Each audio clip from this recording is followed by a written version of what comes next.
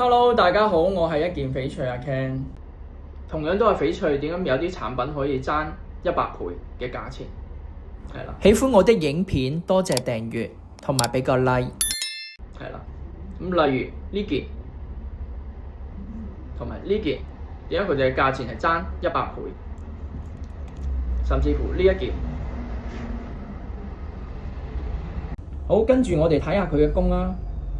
係啦，咁佢嘅工咧就略嫌粗糙，雖然都可以接受，但係略嫌粗糙，即係有啲細節位啊，譬如呢個鼻啊、耳仔啊、耳仔啊，即係佢耳仔你見到呢啲嗰個線條同埋輪廓咧係爭啲嘅，係比較粗糙嘅，係啦。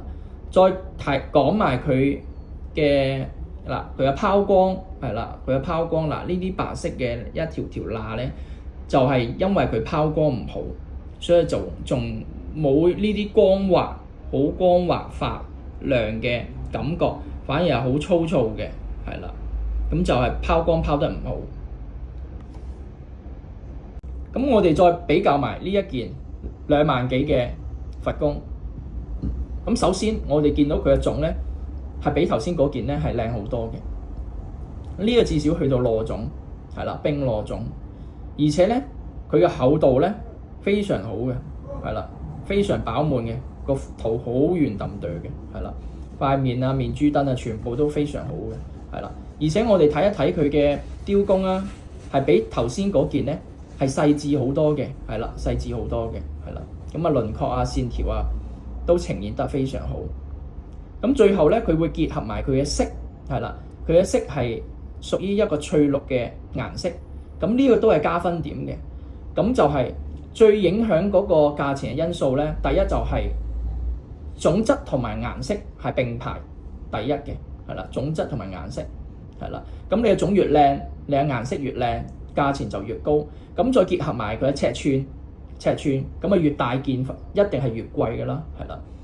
咁如果又大件，個種又靚又綠色，咁個價錢咧就好犀利啦。即係可能起步都係6位數嘅，係啦。咁你哋可以睇到，即係爭都幾遠下嘅。咁呢個戴上去，即係好似一個珠寶嘅飾品咁樣。咁呢件咧就係普通，即係戴住保平安啊，普通嘅飾品咁樣，係啦。咁我哋再介紹埋最後呢個玻璃種嘅佛宮。咁呢個種咧更加睇到個明顯嘅分別啦。一個係玻璃種，一個咧就係瓷種，係啦。玻璃種咧喺白冰種入邊咧算係最頂級嘅啦，係啦。你見到佢嘅折射度啊，嗰個反光啊，嗰個表面嗰個光線嘅透射啊，係非常靚嘅，係啦。而且咧，佢係冇任何瑕疵嘅，冇好多棉啊、火粒啊、晶體啊、結構啊影響到佢嘅。係啦，咁呢啲就係玻璃種啦。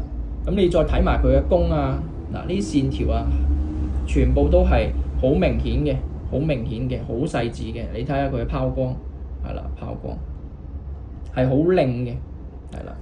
再對比一下，係啦。咁大家今日咧就清楚明白咧點解有啲翡翠咧係幾百蚊，係啦。點解有啲翡翠咧可以係幾萬蚊？佢嘅相差係100倍嘅分別，係啦。咁大家咧以後即係點樣可以學識分別佢哋嘅價錢咧？最緊要就係睇多啲，係啦，睇多啲唔同嘅翡翠。咁你心目中咧就有慢慢咧就會有一個感覺，有一個價值嘅標準喺入邊。好多謝大家，今日嘅分享係咁多。